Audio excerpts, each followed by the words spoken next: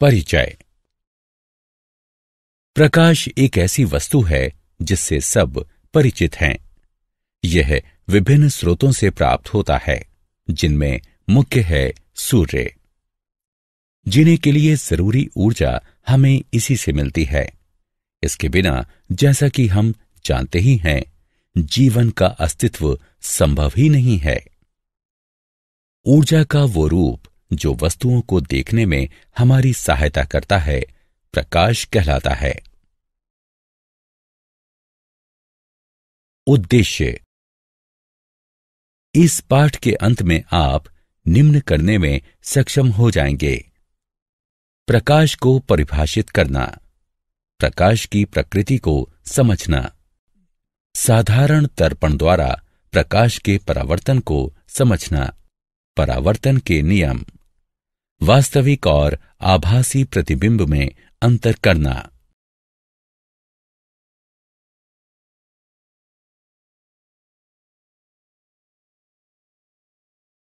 प्रकाश एवं प्रकाश के स्रोत। ऊर्जा का वह रूप जो वस्तुओं को देखने में हमारी सहायता करता है, प्रकाश कहलाता है। प्रकाश सरल रेखा में चलता है। ये हम में दृश्य बोध उत्पन्न करता है। प्रकाश के दो स्रोत हैं: चमकीली वस्तुएं और गैर चमकीली वस्तुएं। चमकीली वस्तुएं वे वस्तुएं जो अपना स्वयं का प्रकाश छोड़ती हैं, चमकीली वस्तुएं कहलाती हैं, जैसे सूर्य, लैंप, मोमबत्ती इत्यादि। गैर चमकीली वस्तुएं वे वस्तुएं जो स्वयं पर पड़ने वाले प्रकाश को परावर्तित करती हैं, गैर चमकीली वस्तुएं कहलाती हैं, जैसे चंद्रमा, कुर्सी, मेज इत्यादि।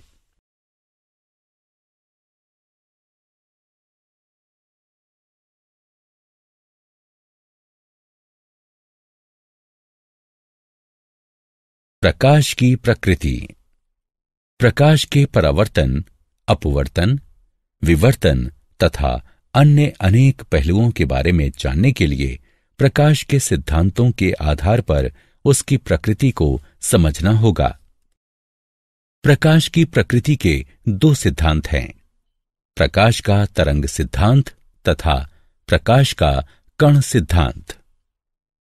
प्रकाश का तरंग सिद्धांत। प्रकाश विद्युत चुंबकीय तरंगों पर आधारित होता है, जिन्हें प्रवर्धन के लिए किसी भौतिक माध्यम की आवश्यकता नहीं होती। इसके अभिलक्षण चिन्ह हैं विवर्तन, निष्कर्ष एवं ध्रुवीकरण। प्रकाश का कण सिद्धांत। प्रकाश ऐसे कणों से निर्मित होता है जो अत्यंत तीव्र गति से एक सरल रेखा में चलते हैं। इसके अभिलक्षण चिन्ह हैं परावर्तन और अपवर्तन। प्रकाश तरंग और कण दोनों के गुण प्रदर्शित करता है। प्रकाश का स्वभाव दोहरा होता है।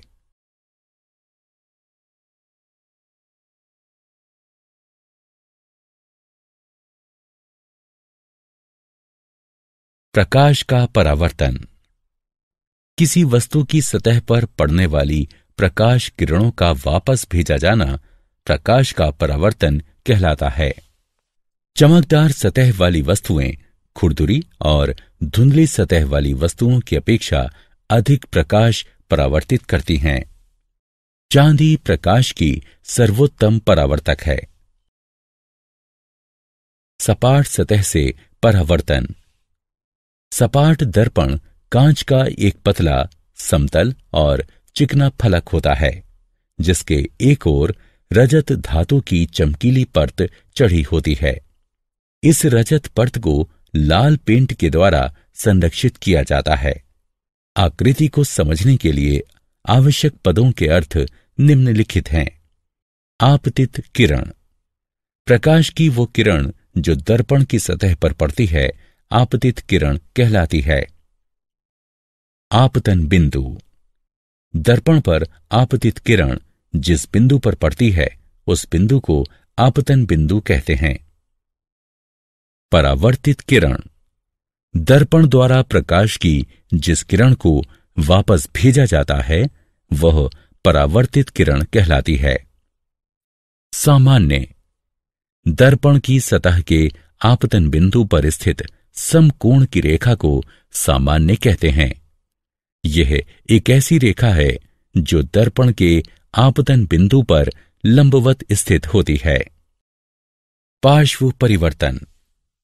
पार्श्व परिवर्तन जब समतल दर्पण के सामने कोई वस्तु रखी जाती है तब वस्तु का दाहिना पार्श्व दर्पण के बाईं ओर और बायां पार्श्व दर्पण के दाहिनी ओर प्रतीत होता है। किसी वस्तु के पार्श्वों और उसके दर्पण प्रतिबिंब का यह परिवर्तन पार्श्व परिवर्तन कहलाता है। समतल दर्पण के संबंध में अभिलक्षण और उपयोग।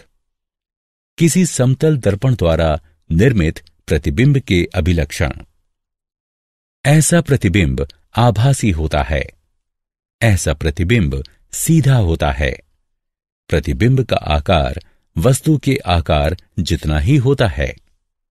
समतल दर्पण द्वारा निर्मित प्रतिबिंब दर्पण में पीछे उतनी ही दूरी पर होता है।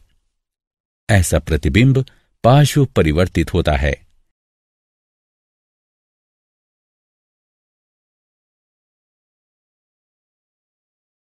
समतल दर्पण के उपयोग।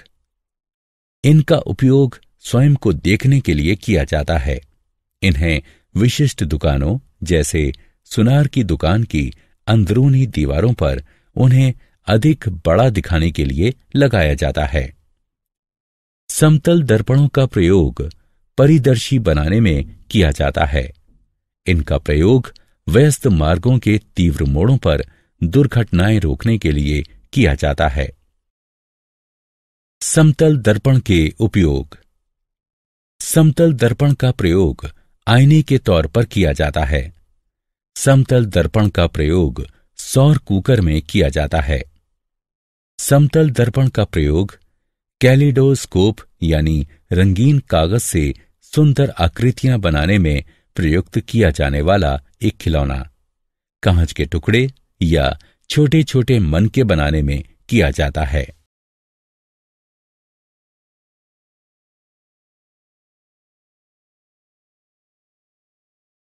परावर्तन के नियम। परावर्तन का प्रथम नियम। आपतित किरण, परावर्तित किरण और सामान्य ये सब एक ही समतल पर स्थित होते हैं। परावर्तन का द्वितीय नियम। परावर्तन कोण सदैव आपतन कोण के बराबर होता है।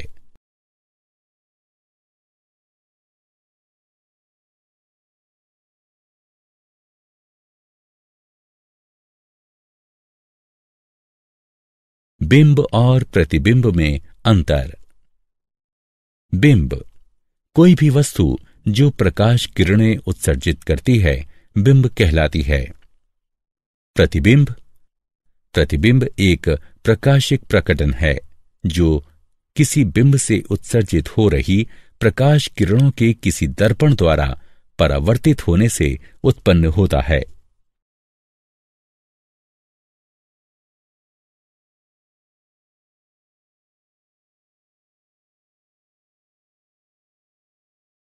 वास्तविक और आभासी प्रतिबिंब में अंतर। वास्तविक प्रतिबिंब वह प्रतिबिंब जिसे दर्पण पर प्राप्त किया जा सकता है वास्तविक प्रतिबिंब कहलाता है। उदाहरण, सिनेमा के पर्दे पर बनने वाला प्रतिबिंब। यह किसी अवतल दर्पण द्वारा बनता है।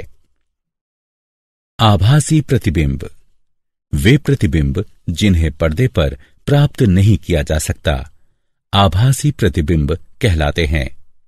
उदाहरण, किसी समतल दर्पण में हमारे चेहरे का प्रतिबिंब। यह किसी अवतल दर्पण द्वारा बनता है।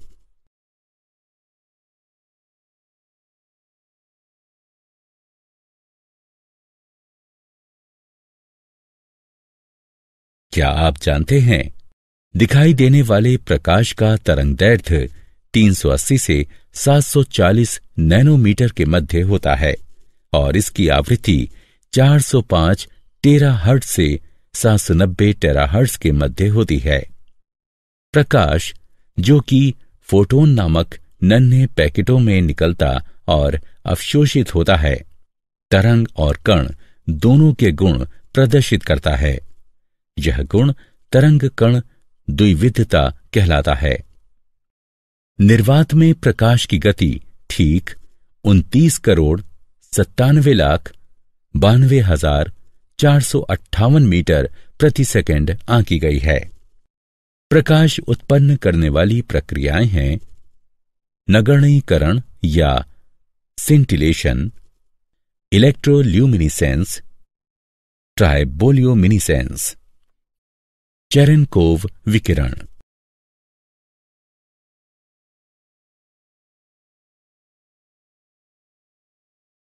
सारांश।